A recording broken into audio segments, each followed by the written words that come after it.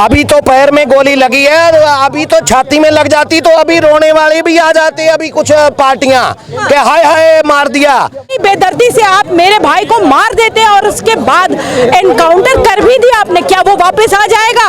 आई है कि 2 लोगों का पुलिस ने एनकाउंटर किया क्योंकि वो लोग नेपाल भागने की कोशिश कर रहे थे। आप कैसे देख रहे हैं? ये तो होना ही था, ये तो सबको पता है, दुनिया में पता है कि उन्हें कांड किया है तो बचेगा तो है नहीं, क्योंकि बाबा तो बाबा है, किसी को छोड़ेगा नहीं वो।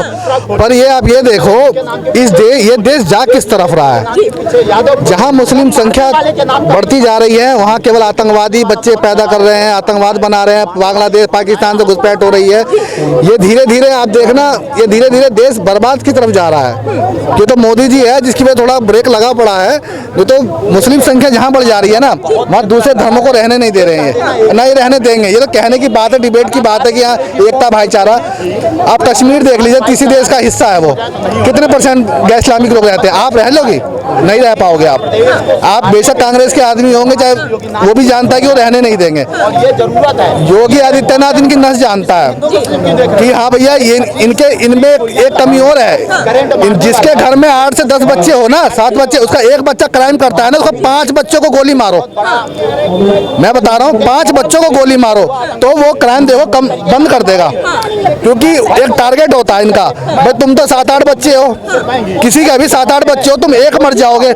अब क्या हो रहा है कि अब फंड मुहैया कराया जा रहा है। आप देख रहे हो लव जिहाद फंड मुहैया होता है कि तुम लड़की से शादी कर लो तुमको 5 लाख मिलेंगे, 50,000 मिलेंगे, ऐसे मिलेंगे। तो इनको भी क्या किया गया, फंड दिया जाता है कि तुम्हारे घर में तुम एक कांड कर दोगे तो माहौल बन जाएगा, क्योंकि इनके बस की तो है नहीं, ये तो बेचारे शांत प्रिय लोग हैं। पर तुम एक कांड कर दोगे तो तुम्हारे पीछे हम फंड मुहैया कराएंगे। कहा जा रहा था कि हिंदुओं ने उकसाने की कोशिश करी थी, कौन कौन से हिंदू गाने बजा रहे थे, बड़े बड़े झंडे लेके गए थे भगवा वाले। अच्छा सुनो मेरी बात, ये देखो देश को ये लोग किसी तरह बर्बाद करना है, क्योंकि जितना ठगबंधन पार्टी है विपक्ष वाले, ये भी इसी काम में लगे पड़े। मतलब कि जुलूस निकलेगा तो तुम पत्थर चला दोगे हैं, या कोई उस तरह के गाने बजे तो आप वीडियो बनाओ। इस्लामीकरण में तो ये तो बंदूक लेके निकलते हैं, तलवार लेके निकलते हैं, तो इन पे क्यों नहीं पत्थर चलते हैं? अरे एक दिन की बात होती है, निकल जाते हैं अपना शांतिपूर्वक। क्या लग रहा है कि अचानक जो यात्रा गई थी, यात्रा तो जा रही थी, लेकिन इतने पत्थर कहाँ से आ गए, सैकड़ों बोतलें कहाँ से आ गई? ये अचानक यात्रा जाती रहती है। ये जितने पत्थर बनते हैं प्लानिंग से, क्योंकि वे आतंकवादी हैं।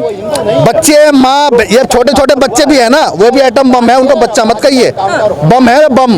जिनके घर में 7-8 बच्चे हो जाते हैं ना, तो वो अपने बेटों को बम बनाते हैं। ये लोग एकदम पत्थर कहाँ से आ जाएंगे?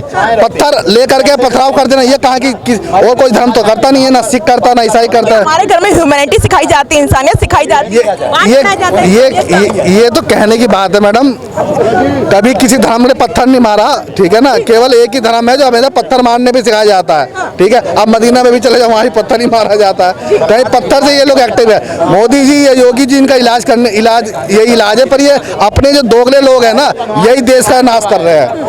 ये लोग भाईचारे की बात करेंगे, एक बंदा बता दो भाईचारे की बात कर रहा है। मैं कहता हूँ कश्मीर में रह के, कश्मीर छोड़ो, आप किसी मुस्लिम इलाके में रह के देखो, तो भाईचारा है ही ना। कहाँ भाईचारा है? ये मुद्दा है। ये जहाँ जनसंख्या बढ़ जाती है, भाई अपना चारा बनाने लग जाता है।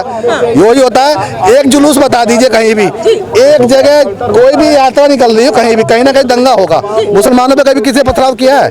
और भी लोग बाग उत्साही करते हैं उनको कि भाई ठीक है भाई अपना निकले, अपना इनका जुलूस है, पर हमारे पे क्यों पथराव करते हैं? खबर आ रही है कि जो 2 आरोपी हैं उनको एनकाउंटर कर दिया गया। आप जनता हैं, आप इसे कैसे देख रही हैं पूरे मामले को?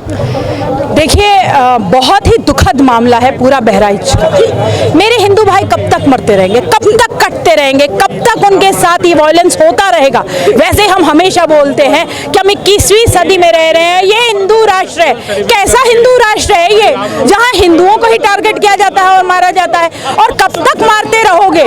एनकाउंटर कर दिया आपने, लेकिन क्या मेरा हिंदू भाई जिसका मर्डर कर दिया है, जिसको छर्रों से, जिसको इतनी बेदर्दी से, बेरहमी से मारा गया था, किस तरीके से मारा गया था आप सब जानते हैं। आंखें नोच ली गई, कैसे उनके नाखून खींच लिए गए, छर्रे कितने लगे उसके चेस्ट में। तो आप ये देखिए, इतनी बेदर्दी से आप मेरे भाई को मार देते हैं और उसके बाद एनकाउंटर कर भी दिया आपने, क्या वो वापस आ जाएगा? क्योंकि हिंदू सहिष्णु है, वो बोलता नहीं है, वो पत्थरबाजी नहीं करता, वो पुलिस स्टेशन नहीं उड़ा दिया। आपने तो देखा ना, कहीं किसी मिनिस्टर का घर नहीं उड़ा दिया, कहीं पत्थरबाजी नहीं करी, कहीं उसने प्रोटेस्ट नहीं करी, वो शांतिपूर्ण घर में बैठा है।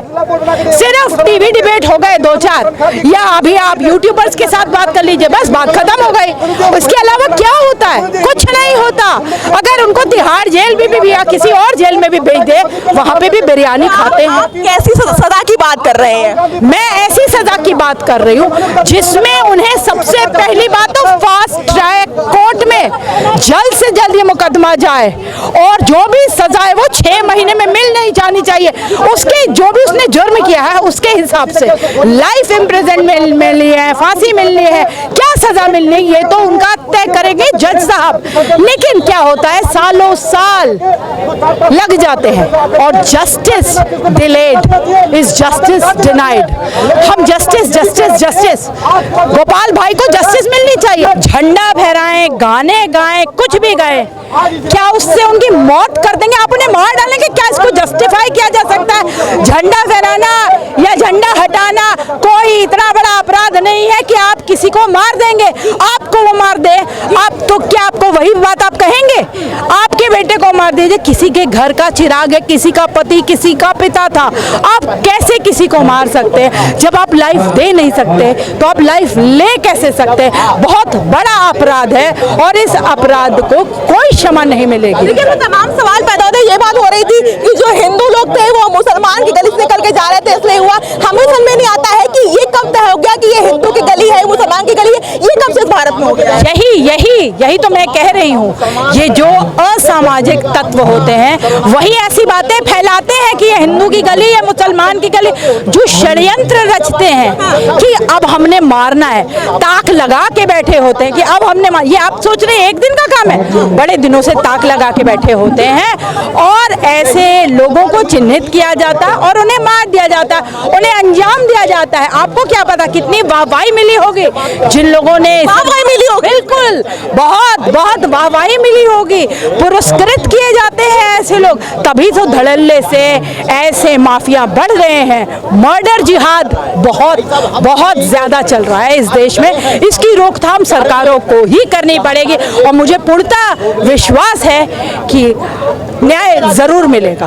जो बहराइच में हुआ, जिस तरीके से आज खबर आई है कि एनकाउंटर किया गया है, वो 2 लोगों का जो नेपाल भागने की फिराक में थे, पुलिस से मुठभेड़ हुई है, कैसे देख रहे हो? देखो, जोगी जी के राज में कोई अपराधी कहीं भी बच नहीं पाएगा।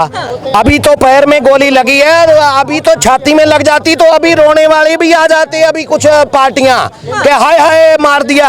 ये लोग, जो लोग, ये देखो, देश विरोधी कुछ पार्टियां हैं जो विदेशी ताकतों के इशारे पे पैसा लेकर के हमारे भारत को तोड़ना चाहती हैं। तो वो शांति, क्योंकि भारत इस टाइम बहुत हाई की, सबसे भारत जो है इस टाइम फास्ट ग्रोइंग देश है।